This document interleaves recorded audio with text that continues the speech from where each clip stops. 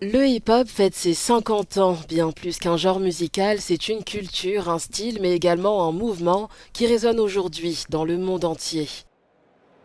Pour l'occasion, une exposition dédiée au rappeur Jay-Z, considéré par beaucoup d'Américains comme l'un des rois du hip-hop, se tient à Brooklyn, l'un des 5 arrondissements de New York, sa ville natale.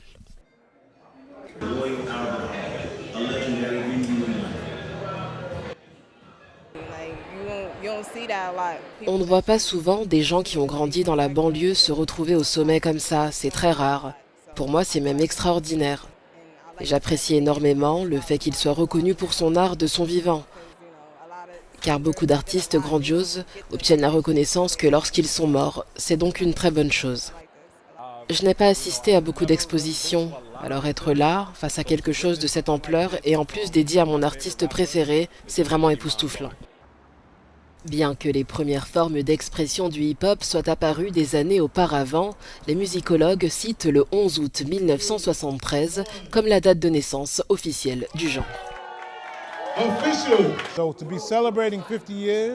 Célébrer 50 ans, c'est incroyable, car le hip-hop n'était pas du tout valorisé avant.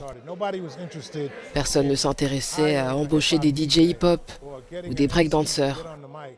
Personne ne les voulait sur scène. On ne voyait pas des graffitis dans des expositions comme c'est le cas aujourd'hui.